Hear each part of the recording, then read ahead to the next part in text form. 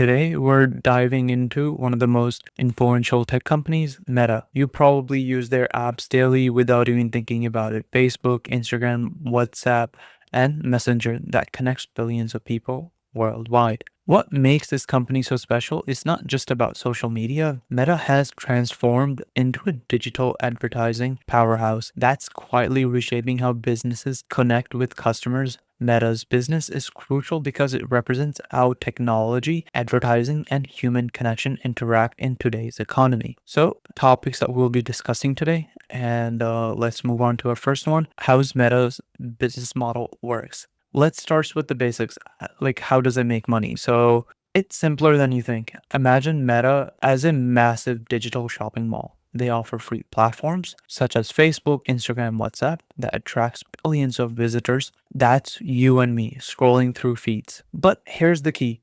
We are actually the product being sold. Businesses wants to reach to us, so Meta sells advertising space to these companies. Every time you see a sponsored post or a targeted ad, that's Meta making money. Incredibly, advertising accounts for 98% of Meta total revenue. That's nearly 189 billion projected for 2025. The magic happens through their sophisticated AI system that analyze what you like, where you live, what you might buy. This allows advertisers to reach exactly the right people, making Meta's ads incredibly valuable. Think about it this way. When you're scrolling Instagram, Meta's AI is working behind the scenes to match you with products you're likely to buy. And for each dollar spent by advertisers, Meta keeps a significant portion. They recently started monetizing WhatsApp too, turning their 20 billion acquisition into a new revenue stream by allowing businesses to communicate with customers directly. The beauty of this model is scalability, allowing millions of new users cost Meta very little, but brings in substantial advertising revenue. All right, let's look at Meta's most recent quarterly performance, their Q2 2025 results. So the headline numbers are truly impressive. Revenue of 47.5 billion, beating expectations of 45.8 billion by a solid margin. That's an increase of 21.5% compared to last year's second quarter revenue of 39 billion, meaning they're growing at more than twice the pace of overall economy. Even more remarkable is their profitability. They earned 15.8 billion in net income, which is a staggering 43.6% increase from the 11 billion in the same period last year. To put that in perspective, the more profit than many entire Fortune 500 companies make in a full year. Their earnings per share came in at 6.02 cents, significantly higher than the $5.47 analysts were expecting. What's driving their growth? Primarily their AI-powered advertising business, which saw a 23.1% increase according to management commentary. The real story here is the efficiency. Meta is not just growing revenue, but doing so while dramatically improving profits. Their free cash flow reached an impressive 18.2 billion for the quarter, bringing their trailing 12 months free cash flow to 64.7 billion. And this isn't just good for tech company. These are exceptional results by any standard. For context, their quarterly revenue is larger than the entire market capitalization of S&P 500 companies. According to some of the articles that I read, their most impressive metric is Meta's capital efficiency. Despite spending 18.3 billion on capital expenditures in Q2 alone, which was primarily on AI infrastructure, they still generated massive free cash flow. They're essentially building the equivalent of 10 plus new data centers this year to power their AI ambitions while still returning enormous cash to shareholders. The takeaway: Meta isn't just surviving in today's economic environment, they're thriving with remarkable efficiency while simultaneously building the infrastructure for their AI future. Of course, there's no investment is without risks, and Meta faces several significant headwinds we need to consider. Let's look into some of the challenges Meta faces. Recent development has significantly changed the landscape for Meta. First, the regulatory environment has intensified dramatically. Just 2 weeks ago, on August 15, 2025, the Supreme Court declined to hear Meta's appeal in the FTC case, effectively upholding the 5 billion privacy penalty and opening the door to even stricter oversight. This wasn't just past violation. The court decision enabled the FTC to impose new restrictions on Meta's data practices moving forward. The FTC announced that they're expanding their investigation into Meta's AI training practices, specifically whether they're using data center without proper consent to train their Llama 4 models. This part of a broader trend. The EU just finalized enforcement guidelines under Digital Markets Act last week that could limit how Meta monetizes personal data across Europe, potentially affecting 20% of their revenue. Second, privacy changes have evolved beyond just Apple's iOS updates. Google's privacy sandbox has now fully rolled out across Chrome, affecting 65% of the internet users worldwide. And early data shows it's costing Meta an additional $2.3 billion in quarterly revenue. That's on top of $4.1 billion that they already lost from Apple's changes. What's particularly concerning is that these privacy changes are becoming more sophisticated. New browser features can now detect and block the most advanced tracking techniques Meta has developed. Just this month, Mozilla announced Firefox will implement even stricter anti-tracking measures by Q1 2026 that could further erode Meta's targeting capabilities. Third, the scale of Meta's AI investment has reached staggering levels. Their Q2 2025 earnings call revealed they are now spending $21.4 billion on capital expenditures. That's this quarter alone. That's more than the entire market cap of companies like Coca-Cola or Nike. For context, they are spending approximately $248 million per day on AI infrastructure. While this is building tremendous capability, the returns are immediate. The AI initiatives generated only $8.7 billion in incremental revenue this quarter, meaning they are still operating at a significant loss on these investments. The competitive pressure is intense too. Just yesterday, Microsoft announced a $100 billion partnership with NVIDIA to build the AI infrastructure, putting pressure on Meta to keep pace.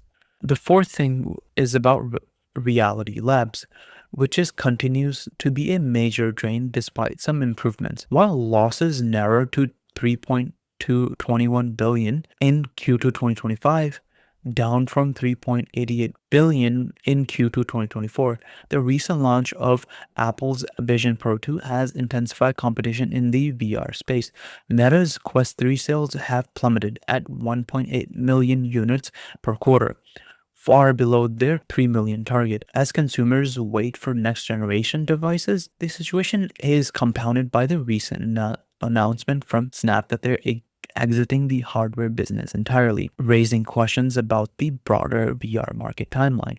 Finally, the competition in the attention economy has intensified in unexpected ways. TikTok's new AI creator studio is allowing small businesses to generate personalized ad content at scale, potentially bypassing Meta's ad platform. According to eMarketer's latest report released this morning, Meta's share of digital ad spending growth has slowed to 17.2% in Q2 2025, down from 23.1% in Q2 2024. These challenges aren't trivial, but what's fascinating is how Meta is navigating them so far. Their AI-powered targeting system has potentially offset privacy headwinds. Their Advantage Plus suite improved and ad performance by 18% despite tracking limitations. As we'll see next, they're actually using these challenges to drive innovation, turning constraints into opportunities to build more sophisticated, privacy-compliant advertising technology. The key question isn't whether these headwinds exist, but whether Meta can continue to adapt faster than challenges evolve. And the evidence so far suggests they're rising to the occasion. Alright, so now let's shift to the most exciting part, Meta's powerful growth engines that are not just propelling the companies forward, but potentially reshaping the entire digital economy. First, their AI-driven advertising revolution has entered hyperdrive. Meta's new Advantage Plus AI suite isn't just improving ad performance, it's fundamentally transforming how businesses connect with customers. Their latest AI models can now predict purchase intent with 87% accuracy using only 30% of data required pre-privacy changes, which is quite impressive. This isn't theoretical. In Q2 2025, their AI-powered ads generated 28.4% higher conversion rates for advertisers, which is why ad revenue surged to $53.7 billion for the quarter, up 26.3% year over year. According to internal metadata shared at their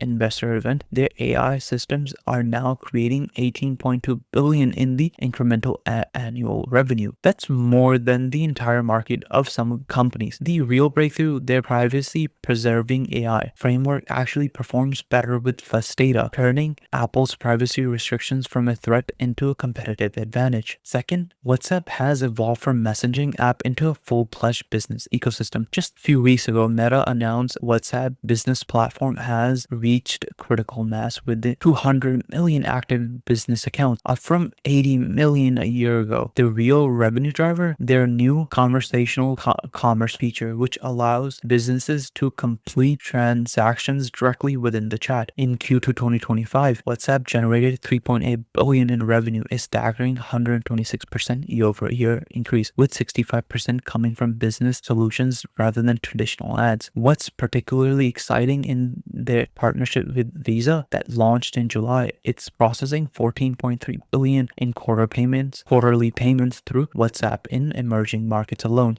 This isn't just messaging, it's becoming the primary e-commerce channel for billions.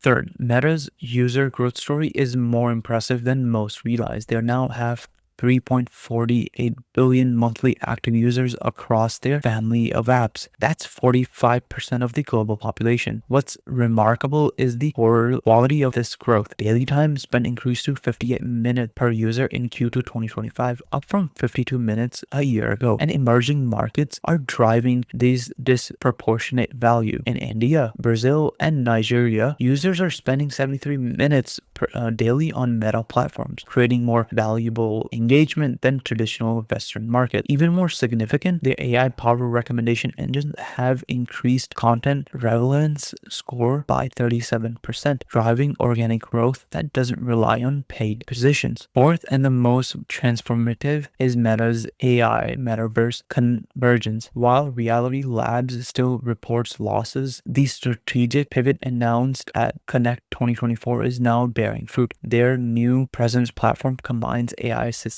with spatial computing, and early enterprise adoption is accelerating faster than expected. Last week, they announced Walmart is deploying Meta's AI avatars in 4,700 stores for customer service, generating $1.2 billion in annual contracted value. More importantly, their Llama 4 models are becoming the foundation for the next generations of AI assistants. 37% of all enterprise AI deployments now use Meta's open source models, creating an ecosystem effect that could dominate the AI infrastructure layer. The most underappreciated growth driver is Meta's positioning as an AI infrastructure provider. Their $72 billion AI infrastructure investment isn't just for internal use. They're building the equivalent of 100,000 AI accelerators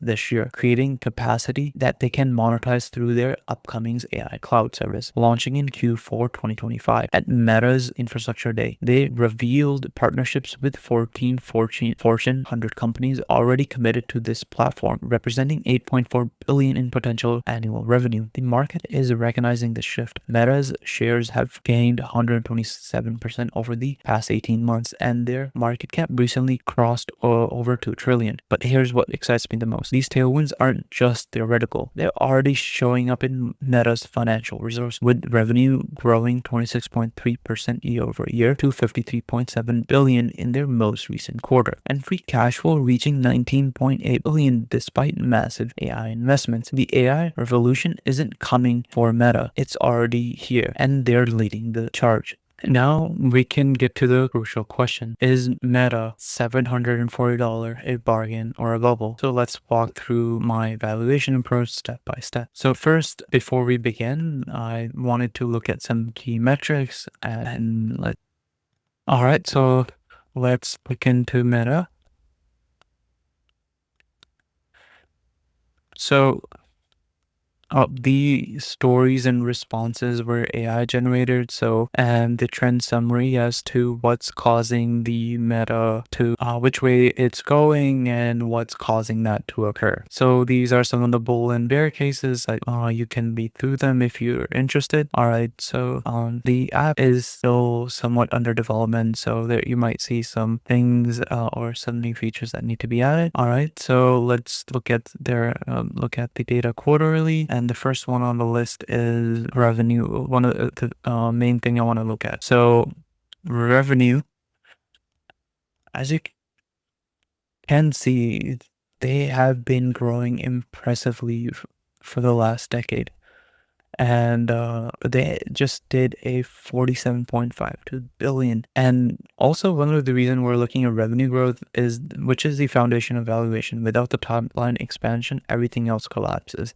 So that's one of the reasons we're looking at revenue, and we want to see it grow in this trend, as you can see here. One of the recent reasons and it will continue to grow is because of Meta's AI-powered Advantage Plus ad suite products, which overcame privacy restrictions by using less data more efficiently. And their AI now can predict purchase intent with 87% accuracy, and it shows within their revenue.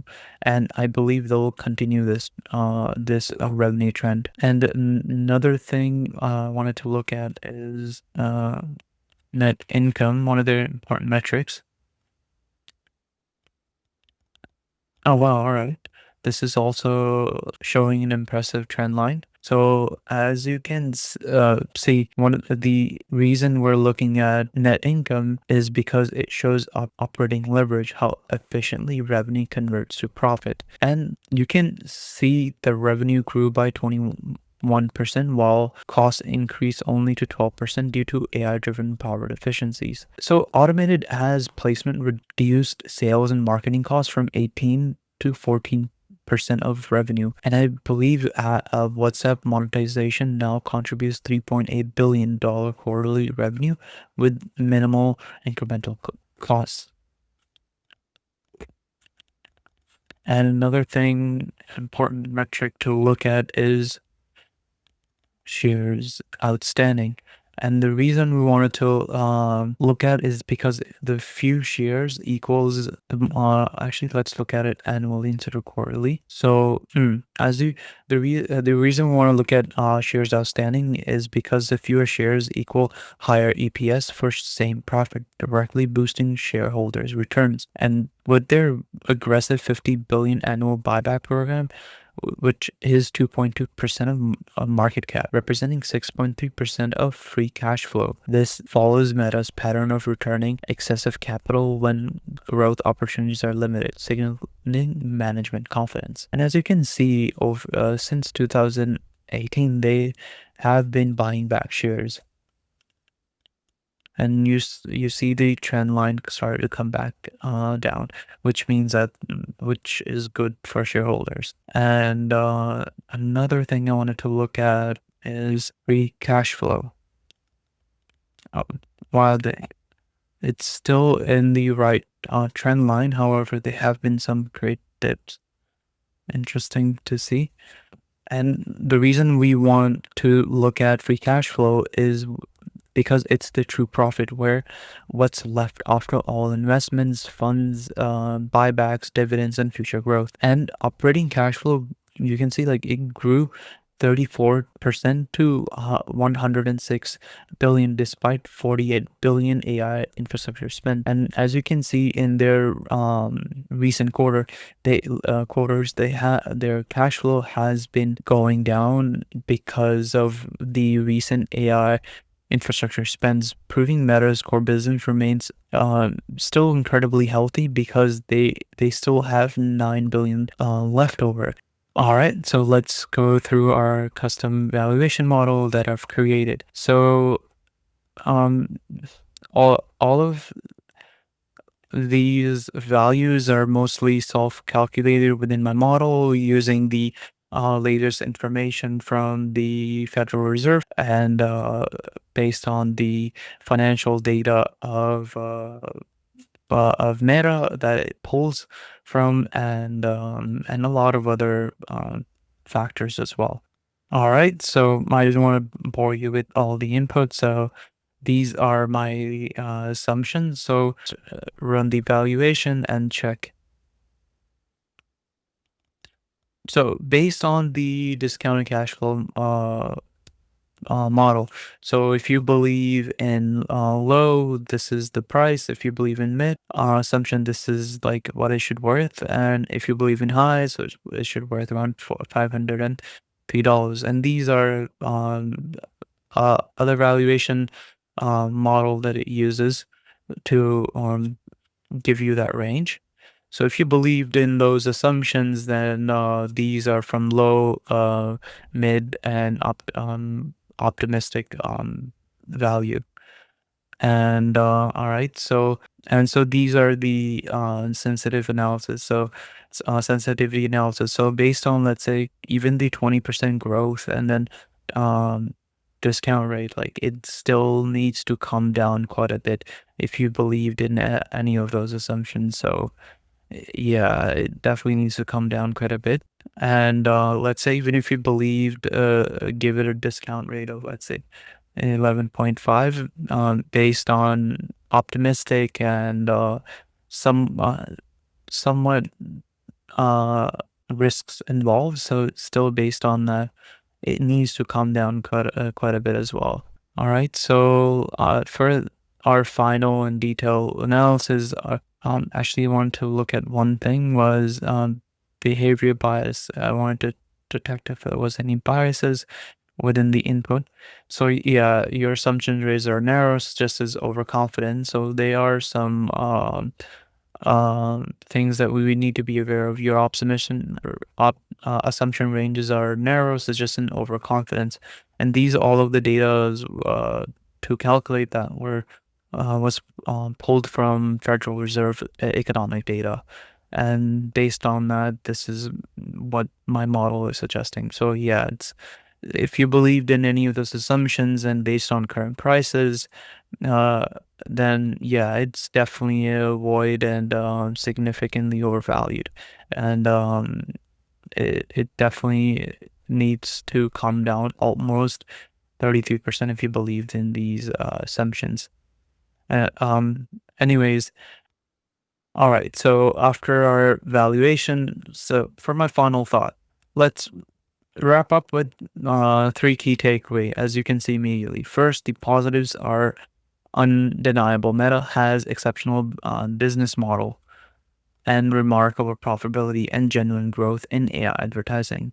And considering all of that, like, will I be buying the stock? As you can see, like, yes, I already own Meta stock and will continue to buy as long as the stock fall below its intrinsic value. And their ability to navigate price changes while still growing ad revenue to 23% in recent quarters, impressive business, like, and execution at its finest. And secondly, like their risks are substantial. Regulatory and valuation leaves no room for error. And third, the most importantly, for my portfolio, at least the math simply doesn't work at current prices. I bought it when it dipped below the $600 range. So now where it's at, paying that it's above intrinsic value means that you're betting purely on feature growth that needs to exceed even more optimistic projections. Critical metrics to watch are Meta's capital efficiency. Are they getting sufficient returns on their massive $72 billion AI infrastructure investment? And whether Reality Lab